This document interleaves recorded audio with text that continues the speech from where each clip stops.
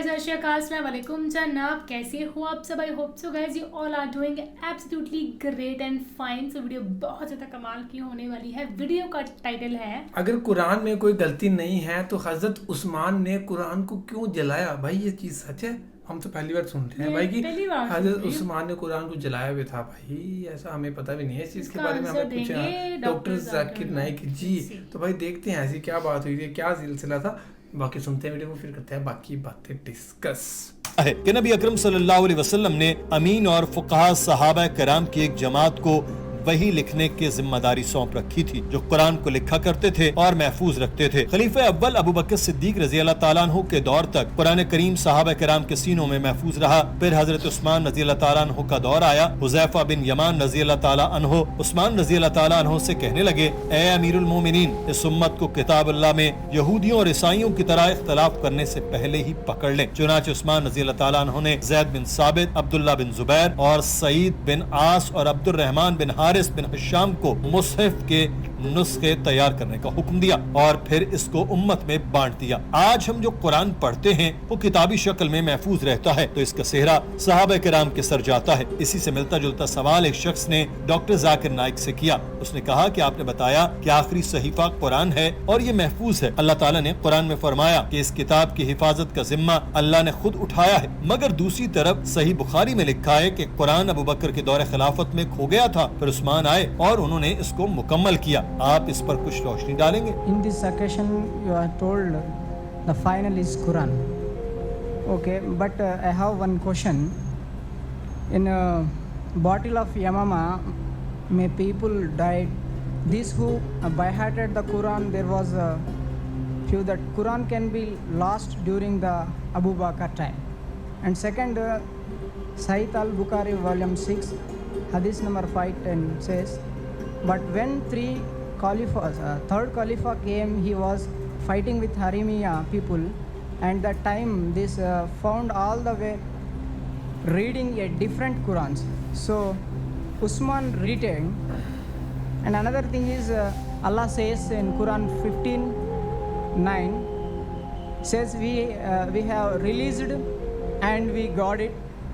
But here the Quran was born, and at the time what was the corrupted, why it was the corrupted, where it was the corrupted, who is what the corrupted, when it was the corrupted. Please answer me. Doctor Zakir Naik ने सवाल के जवाब में कहा, जो आपने सही बुखारी में पढ़ा वो दुरुस्त है। हजरत उस्मान रज़ी अल्लाह ताला अन्हु ने मुख्तलिफ ज़राए से कुरानी आयात इकट्ठी की और उनको एक किताब की शक्ल दी। इस दौर में अरबी मुख्तलिफ तर्ज से बोली जाती थी, हर कबीले का लहजा मुख्तलिफ होता था। हजरत उस्मान ने ये किया कि उन्होंने कुरान पाक का एक तलफ़्फ़ुज़ फाइनल किया, जैसे अमेरिकन अंग्रेजी और तलफ़्फ़ुज़ के साथ बोलते हैं, बरतानवी और तलफ़्फ़ुज़ के साथ, और जब भारत में अंग्रेजी बोली जाती है तो तलफ़्फ़ुज़ बिल्कुल बदल जाता है। तो ऐसा ही इस दौर में भी था। अरबी के तलफ़्फ़ुज़ मुख्तलिफ थे। हजरत उस्मान ने तलफ़्फ़ुज़ को हतमी शक्ल दी थी और जब कुरान पाक नाजिल हुआ तो हजरत मोहम्मद सल्लल्लाहु अलैहि वसल्लम ने चंद सहाबा की ड्यूटी लगाई थी। जो भी आयात आप सल्लल्लाहु अलैहि वसल्लम बोलते वो सहाबा लिख लेते थे। अब ये भी होता था कि सहाबा जब आप सल्लल्लाहु अलैहि वसल्लम से आयात सुनते तो वो घर जाते और अपने हाफजे की बुनियाद पर आयात लिख लेते थे। ये ऐसे ही है जैसे मैं यहाँ कोई तकरीर कर रहा हूँ और लोग सुनकर घर जाएं और इसको अपने हाफजे की बुनियाद पर लिखने की कोशिश करें। वो सही भी हो सकते हैं और गलत भी, मगर जब मैं सामने बिठाकर किसी को कहूँगा कि ये लिखो और ये काट दो, ये सही है और ये गलत, तो इसमें गलती का एहतमाल नहीं होगा। तब भी ऐसा ही था कि कुरान पाक की एक किताब आप सल्लल्लाहु अलैहि वसल्लम के पास रहती थी, जिसको आप सल्लल्लाहु अलैहि वसल्लम ने खुद तस्दीक किया और आप सल्लल्लाहु अलैहि वसल्लम ने ये कॉपी अपनी बीवी हजरत हफ्सा को दी, जो हजरत उमर रज़ी अल्लाह ताला अन्हु की बेटी थी। अब जब लोग अपने हाफजे से कुछ भी लिखेंगे उसमें गलती का एहतमाल हो सकता है, इसलिए हजरत उस्मान रज़ी अल्लाह ताला अन्हु ने इरादा किया और कहा कि मैं सही कुरान की कॉपियां बनवाऊंगा और इसको फैलाऊंगा ताकि सबको यकीन हो कि यही असल कुरान पाक है। The copy that was kept with Muhammad sallallahu alaihi wasallam was verified by him when he was alive. It was given to his wife Hazrat Hafsa, may Allah be pleased with her, who was the daughter of Hazrat Umar, may Allah be pleased with him. So it was kept in that custody. Now when people wrote on their own from their memory, there are bound to be mistakes. So the Quran is not wrong.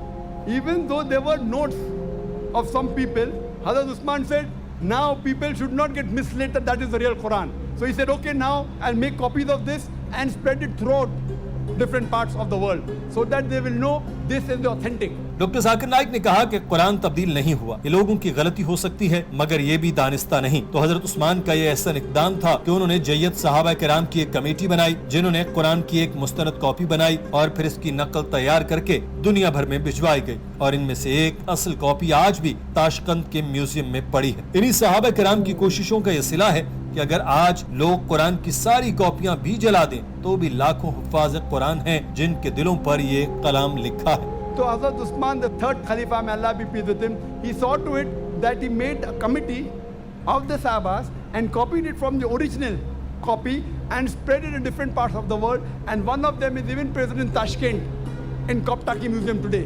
And if you analyze it, Gokul Dham specially बीमार गौ माता की सेवा की जाती है। गौ माता के साथ साथ कुत्ते, बिल्ली, मोर, बंदर, कबूतर, नीलगाय, हिरण, it is verbatim same. And today the Huffaz, even if you burn all the copies, today there are millions of Huffaz who know the Quran by heart. Even if you burn all the copies, hypothetically, yet if these people get together, they can again make the true verbatim Quran. नाज़रीन, यहाँ एक खातून ने भी doctor Zakir Naik के सामने अपना सवाल रखा और उसने पूछा कि इस्लाम में कर्मा और मोक्षा को कैसे बयान किया गया। How is karma and moksha defined in Islam and how is it indifferent while in practice?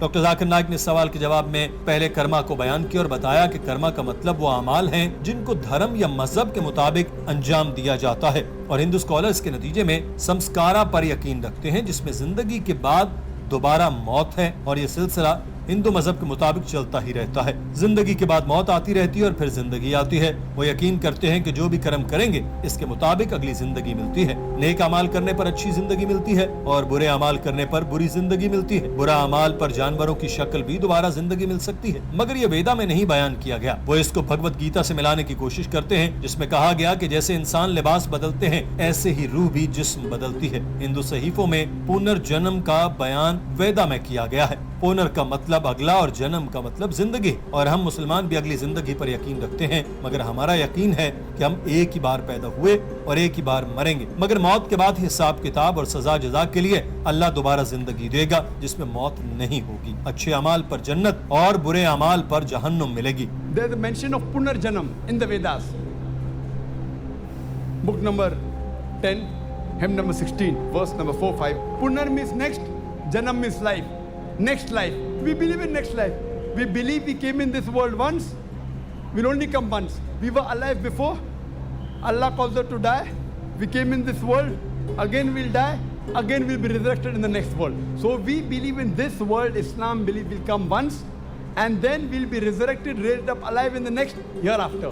Depending upon a good and bad deeds, you'll go to hell or heaven, स्वर्ग नरक। डॉक्टर जाकिर नाइक ने बताया कि हिंदुओं का पुनर्जन्म से मुताल्लिक यकीन कमजोर है। वो ये तो कहते हैं कि पुनर्जन्म में 7 मर्तबा जिंदगी मिलती है, मगर वो इसको बयान नहीं कर सकते और पंडित लोग इस सवाल का जवाब भी नहीं दे सकते कि क्यों कुछ लोग पैदाइशी गूंगे, बहरे, अंधे या बीमारियों के शिकार होते हैं। तो उन्होंने इसके लिए संस्कारा की नई इस्तिलाह निकाली कि जो पुरानी जिंदगी में अच्छे अमाल करे और तंदुरुस्त पैदा होगा, वो बुरा करेगा, वो बीमार ही पैदा होगा। हालांकि ये दुरुस्त नहीं, क्योंकि इस्लाम के मुताबिक बच्चा बगैर गुनाह के पैदा होता है। मगर हिंदुओं को इस सवाल का जवाब नहीं मिला तो वो संस्कारा की थ्योरी ले आए जिसका इनके सहीफों में भी कोई जिक्र नहीं। सिर्फ सवाल से जान छुड़ाने के लिए कि कुछ बच्चे बीमार क्यों पैदा होते हैं, पंडितों ने ये थ्योरी घड़ ली। अगर ऐसा हो तो कैसे खुदा को इंसाफ पसंद कह सकते हैं। अल्लाह ताला सूरह मुल्क में फरमाता है कि अल्लाह ने जिंदगी और मौत को पैदा किया ताकि देखे कि कौन अच्छे अमाल करता है, जो बीमार पैदा होता है या जो तंदुरुस्त होता है। ये सब अल्लाह की देन है और सब अल्लाह का इम्तहान है और हम सब इसी में से गुजर रहे हैं। अगर बीमार पैदा होने वाला बच्चा बड़ा होकर भी शुक्रगुजार रहता है तो वो इम्तहान में कामयाब हो गया, और तंदुरुस्त रहने वाला बच्चा बड़ा होकर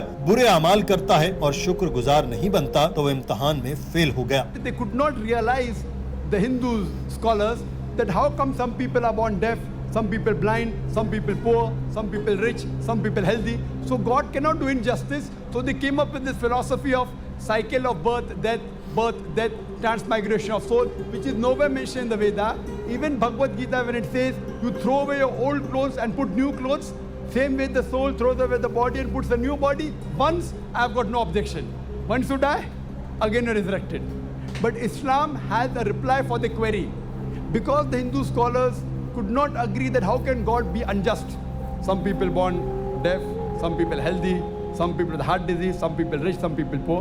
Islam believes, Allah says in Surah Mulk chapter number 16 verse number 2, Allazi khalaqal mauta wal hayata. It is Allah who has given death and life to test which of you is good indeed. Doctor Zakir Naik ने उस खातून को बताया कि हर किसी का इम्तहान मुख्तलिफ लिया जा रहा है। हम मुसलमान यकीन नहीं करते कि बच्चा दिल की बीमारी के साथ पैदा हुआ है तो इसकी पिछली जिंदगी के गुनाहों का नतीजा है। ये असल में टेस्ट है। क्या पता ये वालिदैन के लिए एक इम्तहान हो। अगर आप अल्लाह ताला पर यकीन करते हैं तो आपको इस पर भी यकीन है कि जितना मुश्किल टेस्ट होगा उतना बड़ा ही इनाम होगा। ये तो भाई हमारी डेली लाइफ से भी ये चीज़ चलती है कि जितना बड़ा टेस्ट होगा, जितना हम स्ट्रगल कर रहे हैं, उतना ही बड़ा इम्तिहान होगा। ये एग्जांपल मेरी लाइफ में भी है कि हम व्लॉग्स बनाते हैं तो व्लॉग्स में व्यूज़ भाई 100-150 आते हैं तो कोई व्लॉग नहीं बना सकता। मैं तो ये कहता हूँ कि जिसके 100-150-200 व्यूज़ आ रहे हों एक साल से लगातार इतनी मेहनत करने के बाद, बंदा छोड़ देगा भाई, 1 महीने के बाद छोड़ देगा। मेरे को तो फिर भी 1 साल होने वाला लगातार, लेकिन मेरे को पता है, अपने भी बिलीव है कि भाई जब धमाका होगा तो सारी तरफ शिवम ने होगा।